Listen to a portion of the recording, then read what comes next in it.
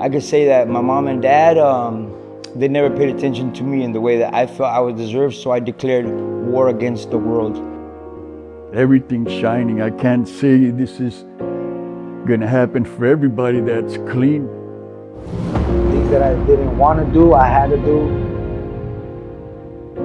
I can't believe we're here right now doing this. This is a big thing, man. And so that's my biggest motivation right now, is just like seeing what I can do like while being sober. Or if I got to do whatever I got to do, like my life's got to change like right now, you know? My name is Cesar Golarte. I'm from San Diego, grew up in Otay. My childhood was I don't know, similar to most people's, but different than a lot, I guess. Grew up in a single parent home. My mother, she was an addict.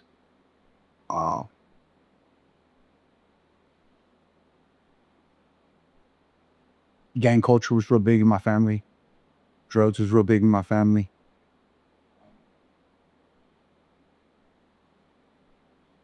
It was an abusive home. Our problems weren't solved with words or solved with violence. So a lot of things that I went through were a reflection of that, I guess. Like a lot of the ways that I was. I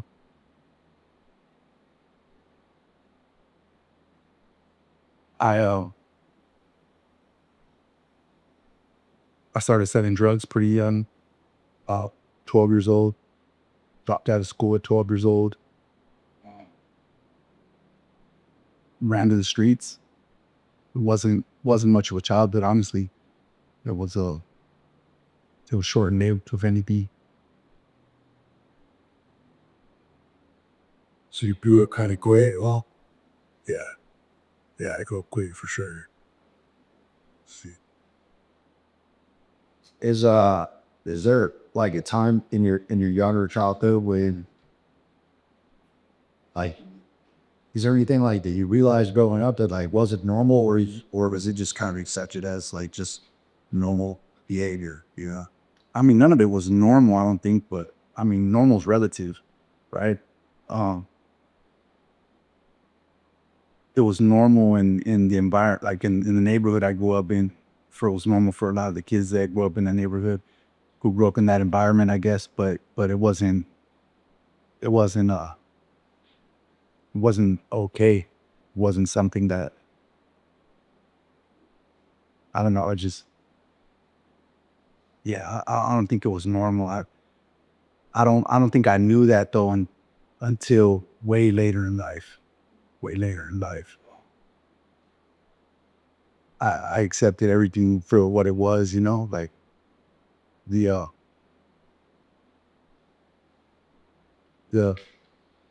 drama, the violence, the gang shit, the drugs, like that was everywhere. So yeah, I accepted that as normal. But yeah, maybe in my 20s is when I kind of realized like not everybody grows up like that. And where was that at Bump Picture?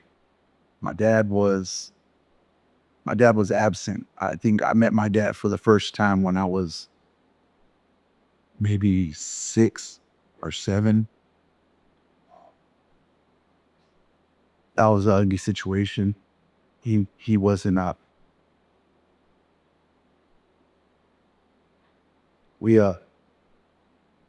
He did some things that weren't acceptable. And so for that I cut him out of my life. Maybe 4 or 5 times after seeing him.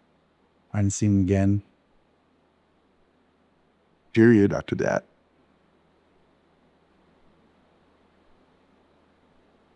And you said you dropped out of school at a young age. You went to what? Middle school, high school? Man, to 7th grade. Man, to 7th grade. Yeah, Catholic Park Middle School. What was that like? Man, one day you just bounced out and stopped knowing, or was your parents dressing you, your mom dressing you, or you just hit the streets and you said screw it? So I was already gangbanging. I was already out in the streets trying to earn my bones. Like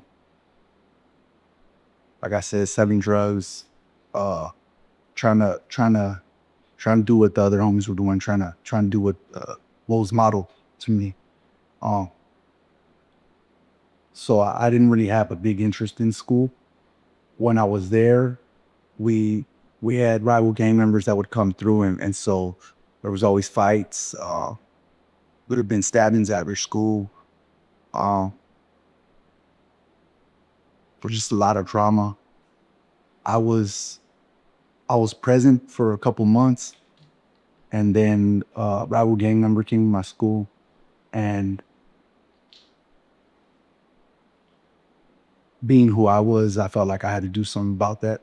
So after school, I went back. I did school one day. I came after school, and I followed him to the back of the school, and the plan was to shoot him. I had a gun, but after pistol whooping him, I was young. I wasn't more, you know, and so I didn't wind up shooting him. One of the teachers saw us.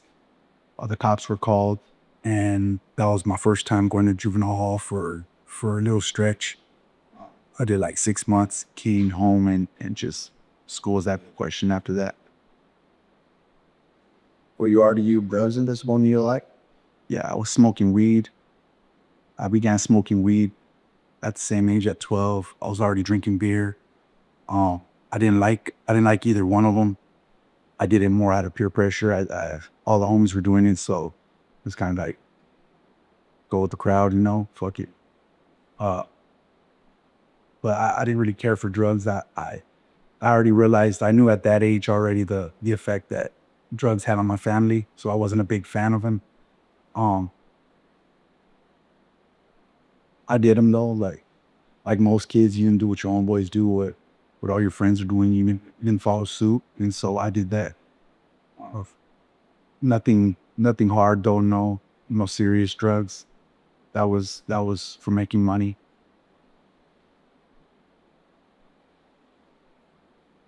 Was that so? Would that only turn you to the hall? No, I stayed in and at juvenile halls throughout my teens. Um, I believe I went to the halls maybe 5 times between the age of 12 and 17 for various stretches. I'll do a year here, 6 months there. I wound up going to YA when I was 15 for a robbery. I did about 18 months before I got out. And What was YA like? YA was, So, I mean, can you explain what YA is for people who don't know what YA is? the California authorities is something like a prison for minors. Um, it's it's got its own politics. It's gang members from all over the state of California serving long sentences for the most part. Some ain't so bad, but it's a shit show. it's about ourselves. Yeah, call it Gladiator Training School. So, it was fun. It was fun for if you live that lifestyle and you're into it. It's a good time, but like most things, you don't realize the effect that it has on me until later on in life, or the trauma that sticks with you, the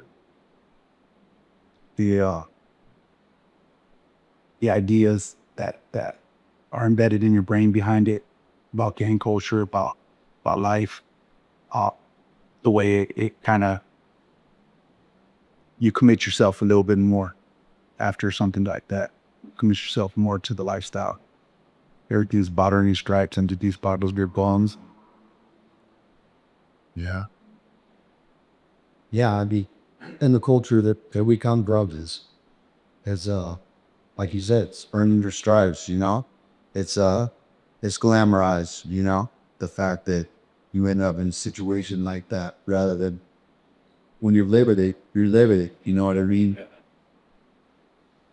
Yeah, you don't no one ever tells you no one really tells you it's wrong, like when I went to YA, when I came home, like My family fucking, my uncle had a barbecue for me. We're getting drunk the same day. Like, it's not, it's just another something to boost your ego.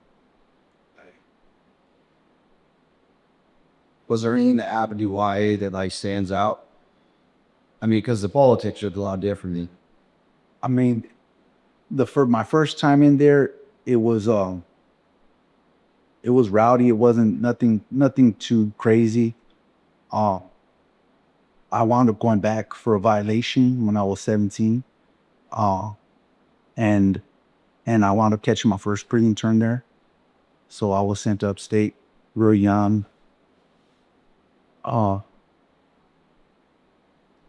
It was honest when you were in there, or we got out. No, I went to prison. I went to prison from California Youth Authorities. I caught a new case and was tried as an adult and sent to the Wasco State Prison first as my reception. Then I went to Folsom and again being young and hard hit like that, like everything is about earning your stripes. And my main focus wasn't getting out. After that, it was building the biggest name that I could build.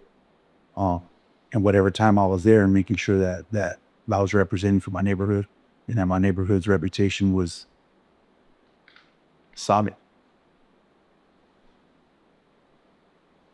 And what can you speak on, or I mean, are you comfortable speaking on whatever it was whatever your charge was that got you from YA to prison? It was so the charge that got me to prison from YA was assault with a deadly weapon. Me and another guy had a disagreement, and I just he had,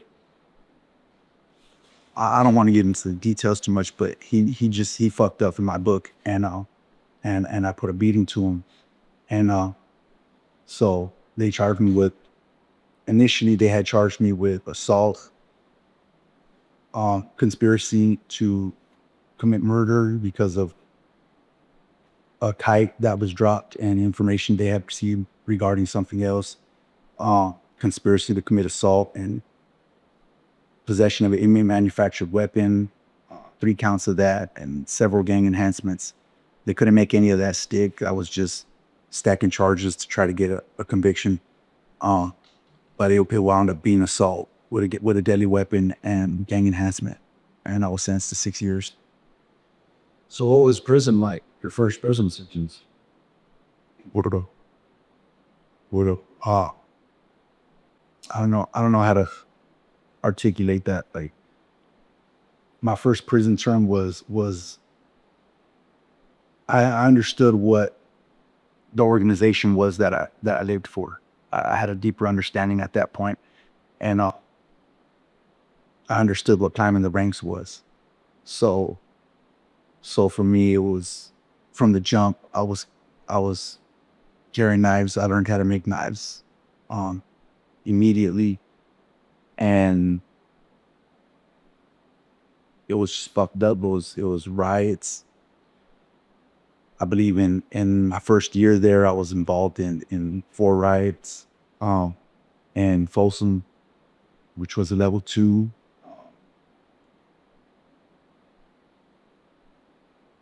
I wound up going to Ironwood, a level 3 prison. Was involved in a stabbing there. Went to the Hole. Was involved in another stabbing. Went to Calipat, level 4. So it was just, like I said, it was just brutal. Like everything was about violence, right? That's that's what I was bred for. That's how I was bred. You know, violence there was who could do the most damage, who could do the worst, and getting the experience that I had in a level 2 with politics and racial wars, and it turned something on, flipped the switch in me, you know. So by the time I got to the level 4s, I was just playing ball. It was politics.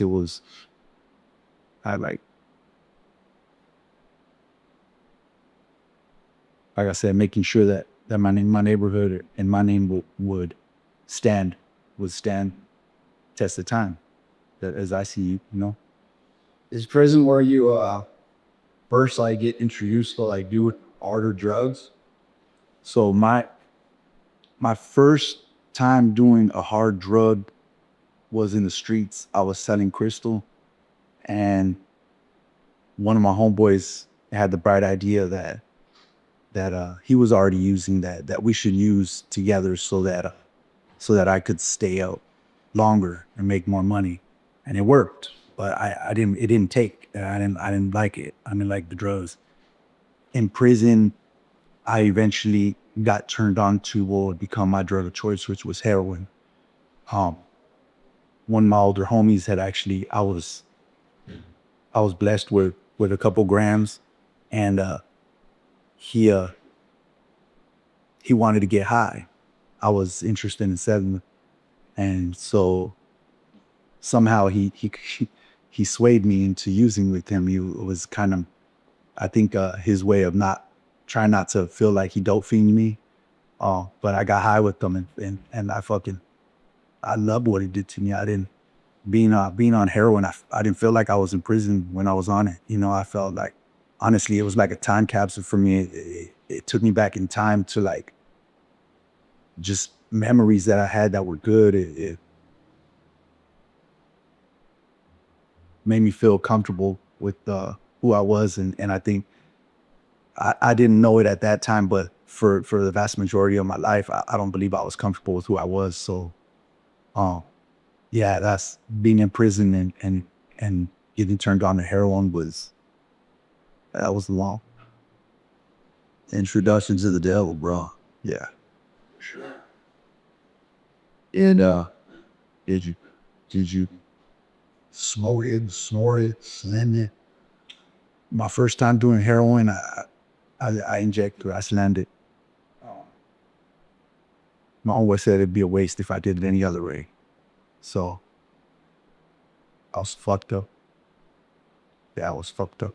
I don't even remember what the hell I was doing in that high, but I was fucking.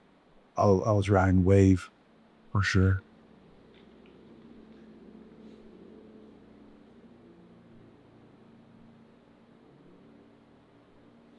So you get out of prison, and dude, what was that like? Were you just completely just engulfed in the mix? When I paroled from my first term, I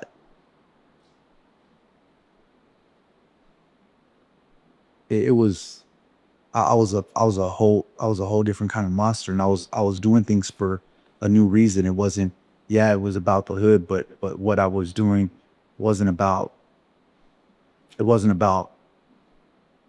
gangs. It wasn't particularly about rival gangs. Without saying too much, like I was out there putting in work for something bigger. And so my first term, I paroled September 2006, and I was only out 30 days before I was snatched up on the homicide. So you caught a new beef 30 days after being up after parole, 30 days. and they charged you with what? They said you murder or what? They charged me with first degree murder initially. I sat in the county fighting that for about a year and a half. The case was weak. The case that they had was weak. And I don't know. I mean, maybe it wasn't weak. I don't know. Maybe God just had his hands on me. But after about a year and a half, the DA reached out to my lawyer and offered me a 13-year deal for second degree murder. And my lawyer, he came straight to the county jail and told me he wanted to fight it. But I wasn't gonna fight it. I knew what I did, and I wasn't gonna risk catching life for something I could do 13 years on, you know? So I wound up pleading out second degree murder and doing 13 years. And how old are you this month? I was 21.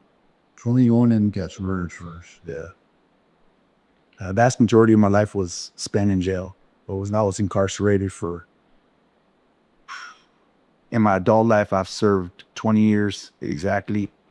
As a juvenile, I served maybe 3.5, 4 years between the ages of 12 and 17. So vast majority of my life was spent in institutions. Was that like a hard reality check when you get that 13-year prison sentence, or you just so fully run it and go? Yeah, I was fully committed there. Oh, I didn't believe at that age that I had that I didn't know life was meant to be lived, you know? And so fighting a life sentence didn't even, I mean, in that time, it didn't feel like it took any toll on me at all. For me, it was always, I'm going to wind up dead or doing life at some point. So, doing life was in my head was like, all right, well, shit, at least I'm breathing, you know, I'm not dead. I'm not one of those ones, you know? So it didn't really hit me, uh, initially. It didn't hit me for several years. Uh, I, uh, I just committed myself to the lifestyle. I committed to everything that I had been doing. And, I doubled down on it, you know, doubled down on what I was doing. And I wanted to establish myself as something more in the game. So at that point, I mean, you're in a level 4 prison. We're stuck, right? Yeah. Yeah.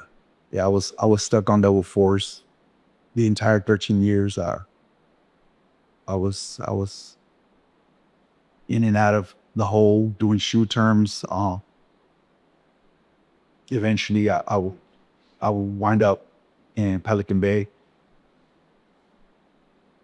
And oddly enough, that's where things kind of changed for me. Wasn't I started my eyes were opened up for what was happening, to what I was doing, the effect that I was having on my family, on the on my streets, on our community. Uh,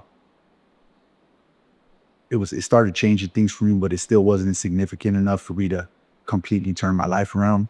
You know, when I left prison, I still wound up going back to the streets. I would wind up strung out on drugs.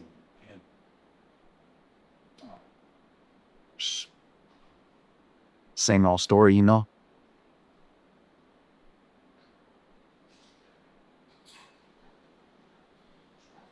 So, all right. So you're in Pelican Bay, and I don't know. You start having like these God shots, or just like these moments of clarity. Like I always ask this question because I mean, for myself, like I wanted to turn my life around for so long, and I just didn't know how. I just didn't think it was possible. And for me, like I have these moments where like these like small moments of like clarity, where like, you know, and now though I look back at it, I just call it like God's just like working on me, talking beat. But at the time, it's just like these short moments of where I'm just like evaluating my life, like, man, what the hell am I doing? You know what I mean? I know I'm better than this. Like, do you have moments like that? So when I Or was was that later on? no, when I was in the Bay, I was I had I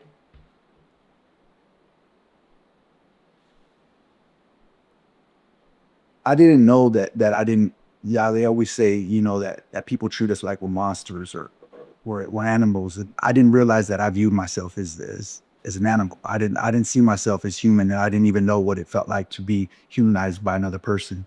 So when I was in Pelican Bay, I joined a program just to get out of the cell. It was called Defy, and they would bring in volunteers, from the streets, people who donated money to the programming so that they could fund us.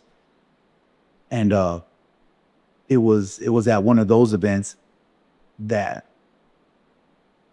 it was the first time that I had seen someone look at me as something different than a monster, something different as a gang member, that someone that had seen something more in me than just what I was. And that kind of, it took a minute, it took a while for it to to stick with me, but like I wanted to understand what it was they were trying to convey to us, what the message was they were trying to get to us, um,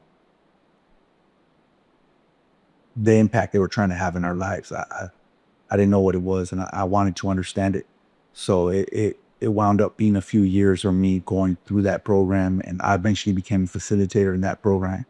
Um, and it took all that time for me to get what they were trying to get across to us.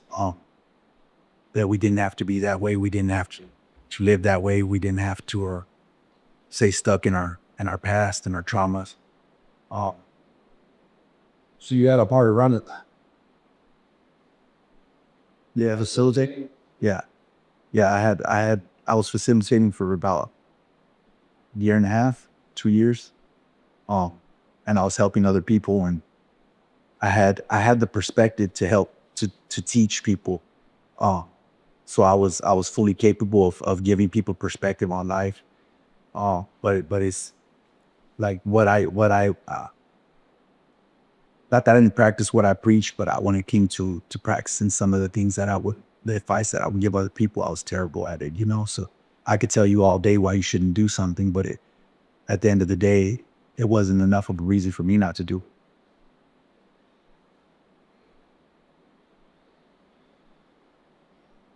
What are some traumatic events that stand out in your life? Could be these streets, could be how you got that murder charge. It be something in prison. It could be the multiple things. Like, what are some traumatic events that stand out in your life? Trauma for me has been so persistent in my life that like I can't I can't narrow a lot of it down to like specific moments. There's some things I can, but it's a lot harder to talk about those things. It's very difficult to talk about a lot of it. I've seen a lot of things, and I've done a lot of things in my life. Things that haunt me to this day, things that, that haunt my dreams. Um, Pinpointing any of that is kind of difficult, because a lot of it is stuff I'm going to talk about. I can't, you know, but just the environment I grew up itself was something that was traumatizing. It was traumatic as fuck. It didn't, and it never gave me a moment to rest. You know, there was always something going on. There was always a shooting. There was always a stabbing. There was always just violence nonstop, like throughout my childhood. If we weren't out gangbanging on somebody else, we were fighting each other. You know, that's how my neighborhood was growing up. Shit, I think that was our way of making each other tough. Like, we loved the fuck out of each other, but we fought like a motherfucker, and we raised hell on the streets. so. Yeah, we don't have to ruin any details. Um,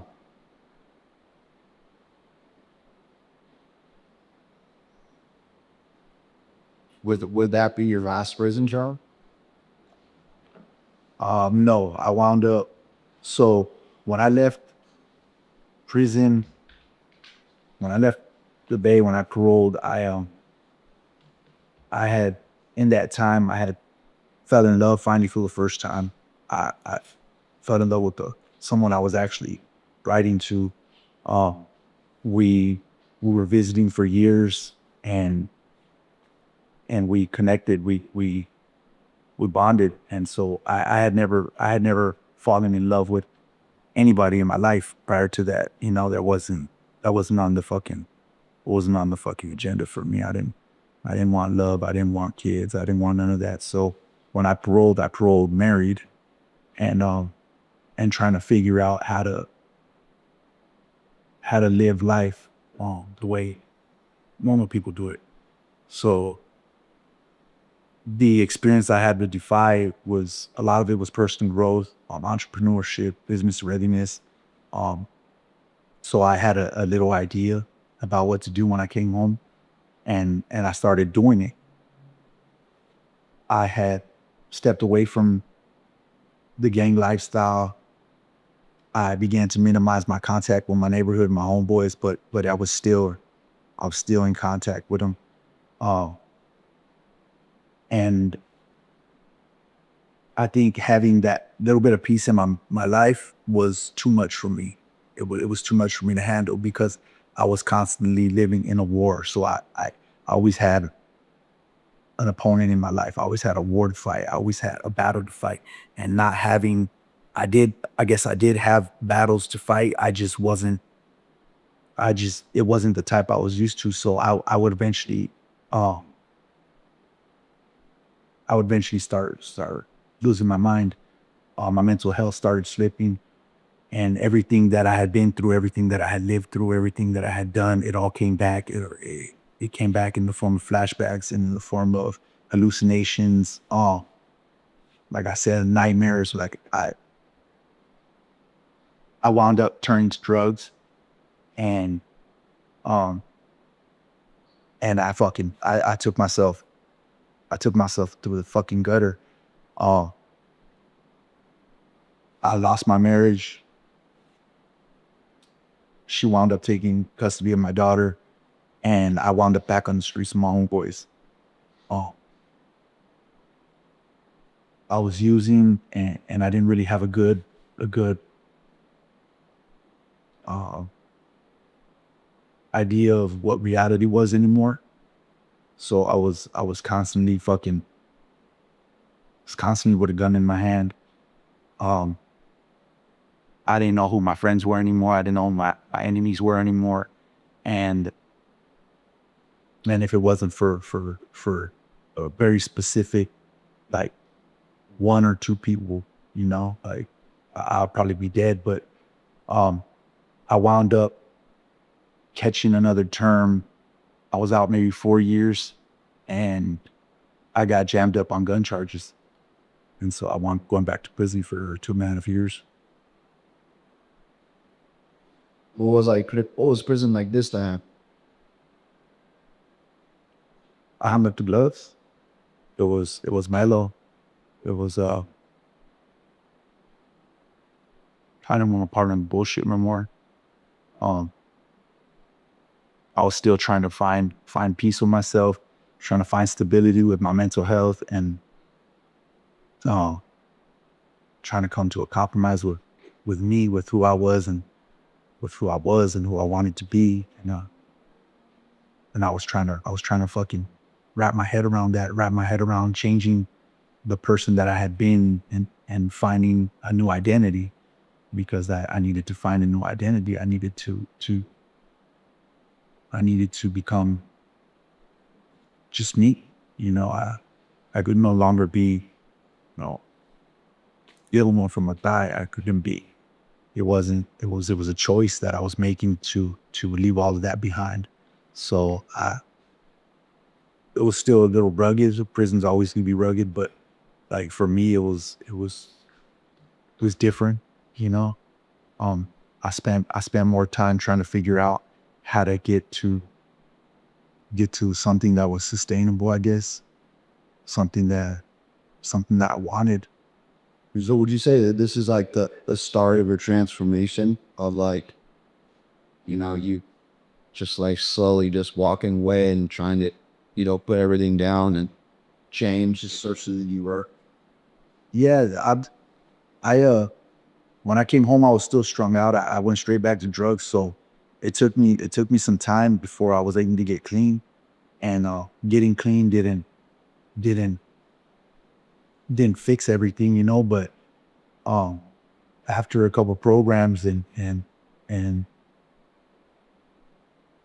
encountering people who support me, people like you, know what I'm saying? Like it's making a difference in changing what I'm doing with my life, and give me a better idea of what I can do with my life, and how I can make an impact on other people's lives, or, help people find their way out of it. You know, people don't tell you about the trauma that is they don't tell you how lonely the shit is, or the isolation. They don't tell you about the demons you're gonna walk with, you know. So like if I can prepare someone for that, like especially someone young, and get them before they have to walk with those things, like, then I'm gonna do that. But I'm still finding that way right now. But this is definitely the beginning phases, you know. I'm still taking baby steps in my recovery and trying to find my way back, you know. So what are some goals that you have there? Goals for my life right now. Number one is strengthening my relationship with God. I I I understand the hand that He's had on me this whole time.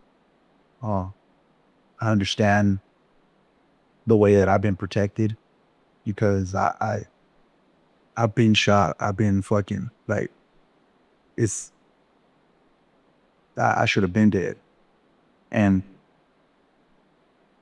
there's no way that doing that you escape that without having divine intervention. So strengthening my relationship with God is like the number one goal that I have, and it's not easy. It's a child treat, because I know that I have to turn away from things things that I still battle with, still struggle with, my sins, right? Like, none of us are perfect human beings. Um, Making the right choices is where I'm at with that right now. It's the start of it, you know, and getting in my word. Um, I need to make amends with a lot of my people, on my ex-wife. I need to find a way to get back into my daughter's life. So that's something I'm working on. I wanna find a career.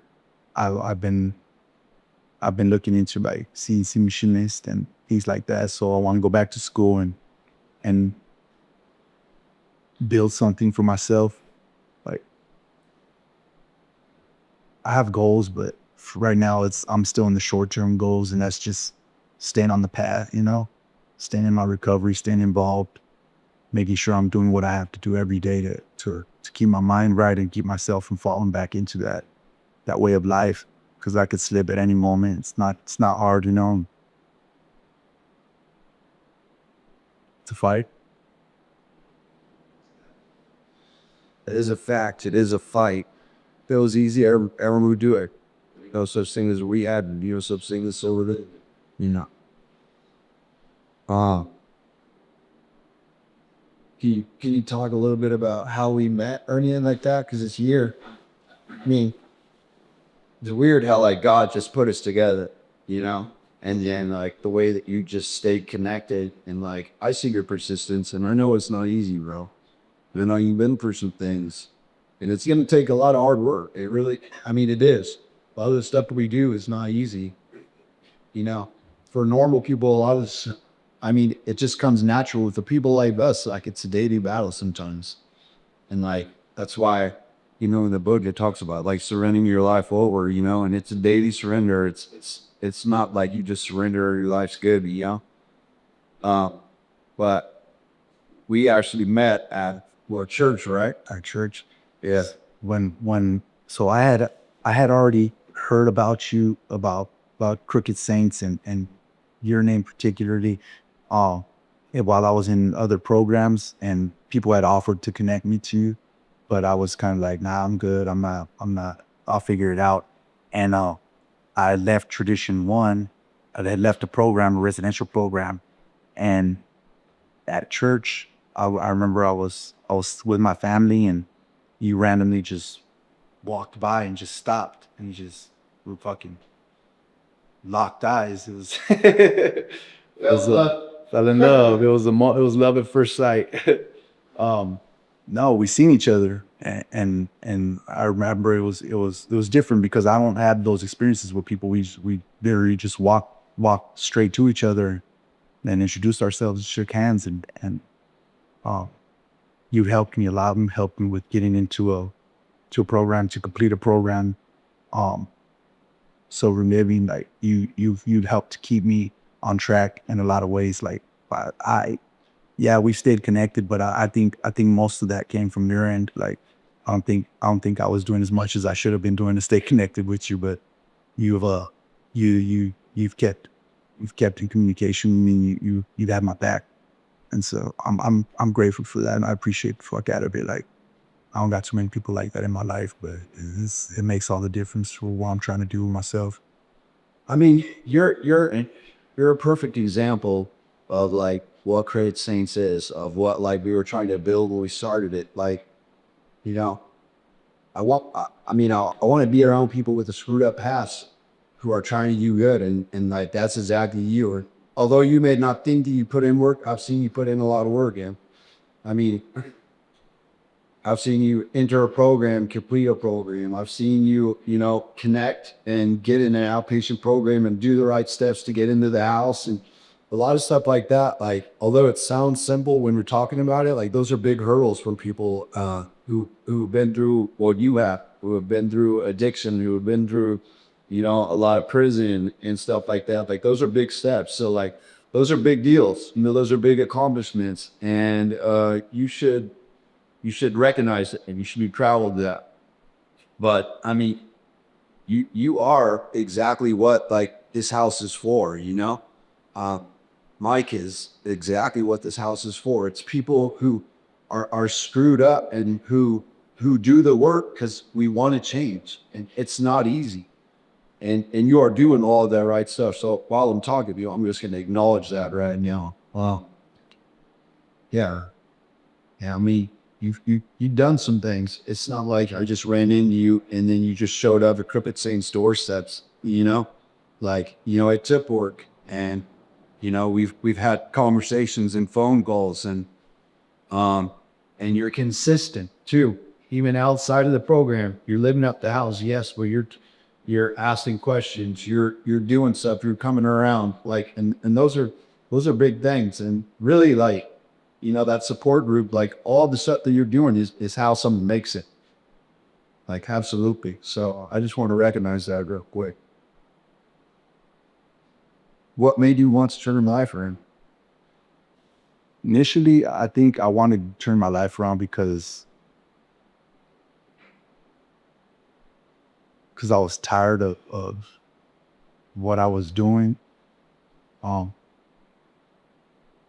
At this point, it's about me, my daughter. It's about making sure she don't have to see the things that I see.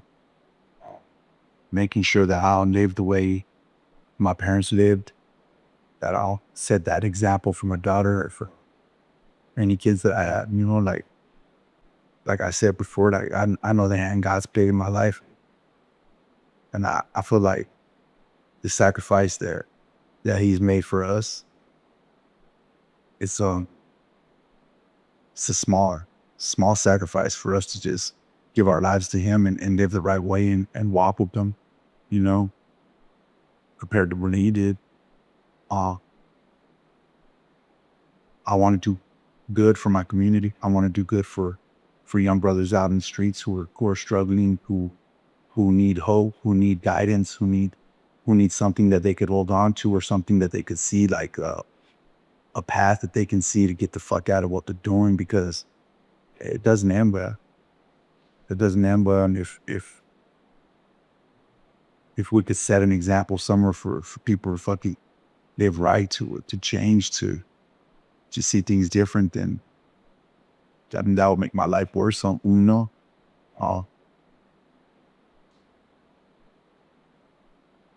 There's a lot of things that make me want to live right now, that make me want to change, that even want to be better. It's not just one or two things. It's a lot of these. Is big part of it is me. Those, like, I know I deserve better. I need to be living life looking over my shoulder. I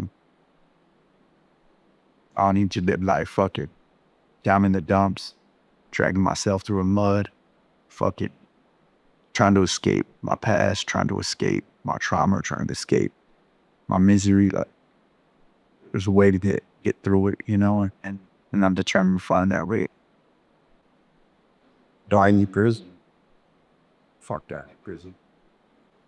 Trying to figure out how to articulate this question, but I mean, there was, or once a time that, I mean, you enjoyed the chaos of gangbanging and doing time and shooting dope and all of that, but I mean, that sounds like probably way out of the picture now.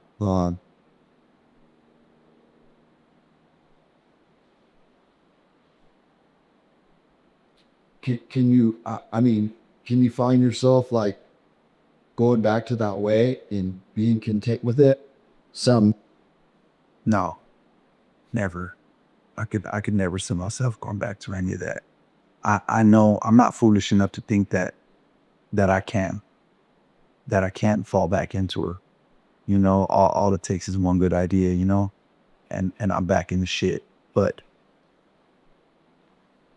this is what I'm fighting for, you know, like this is everything I'm doing today, everything I'm doing in my daily life is to guarantee that I don't go back to that. You know, it's not as simple as just saying I don't want to be a part of it anymore, or no, I can go back to this. I won't go back to it, you know, and every day I'm taking steps to make sure that I don't go back to that, to make sure that I'm building the right type of foundation for myself so that I don't so that I don't fall.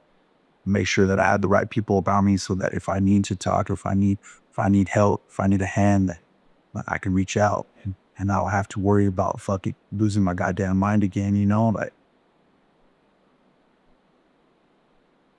What are you doing today that in your life that makes a difference? showing enough for myself. I'm staying active in my recovery. Make sure I go to meetings. I make sure that I stay connected with the right people who have my best interest at heart, who want to see me succeed. I'm building my relationships with my family and setting boundaries for myself and setting boundaries for the people around me. I'm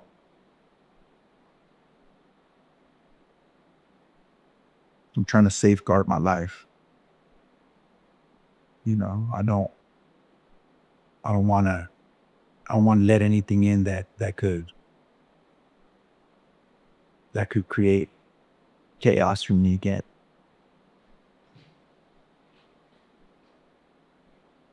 Is there any message that you have for people who are suspicious with it? There's hope. There's a way out. It's not easy, but the fight is worth it.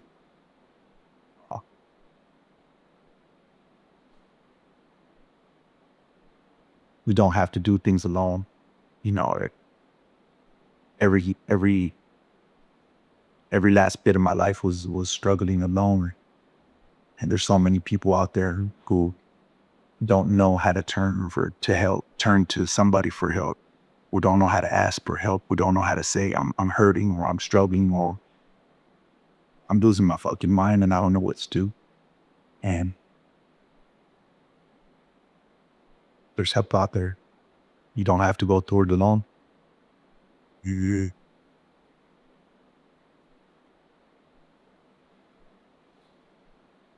What's it like being at the house now? You know you're out of treatment, you know you know, we're in the soul living. I mean, you being at the house, like at home. For sure I'm at home. I'm at home. I feel safe. Feel that peace. But I mean, like anything else, right? Life keeps going, so it's not all. It's not a fairy tale. Yeah, it's for sure not a fairy tale. But having somewhere to go where I'm safe and where I have people who have my back is big difference maker. You know, knowing that I could come home every day to people who got me. you know, and people want to see me right, you know, like that's fuck, dude. It's makes all the difference in the world. One of the fucking hardest struggles that I had in my life was dealing with my mental health. And I put some of my closest friends through hell behind it. You know, I've had a friend who, you know, I literally used to fucking beat a gun into his chest and beg where the fuck just fucking kill me, you know? Like there's nothing wrong with struggling with, you know, you can't be afraid to ask for help. You can't be afraid to look for help. We can't be afraid of what other people are going to think.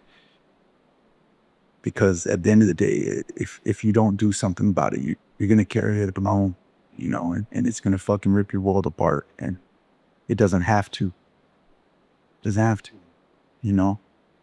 It fucking destroyed my life for so long, and I didn't know what to do about any of it. I didn't know what to do about any of it. I didn't know how to ask for help. I didn't know how to tell anybody that I was losing my fucking mind. I suffered in silence, and then I fucking destroyed everything. I burned burned everything down around me, you know. So like if there's people, and there are people out there struggling with mental health, like you can't be afraid to get help. You can't be afraid of what people are gonna think. You have to find it in you to find some stability to get the help that you need to make sure that you're okay, because we owe that to ourselves. I could say that my mom and dad, they never paid attention to me in the way that I felt I would deserve, so I declared war against the world. Everything's shining. I can't say this is gonna happen for everybody that's clean. Things that I didn't want to do, I had to do. I can't believe we're here right now doing this. This is a big thing, man. And so that's my biggest motivation right now, is just like seeing what I can do, like while being sober. Or if I got to do whatever I got to do, like my life's got to change like right now, you know?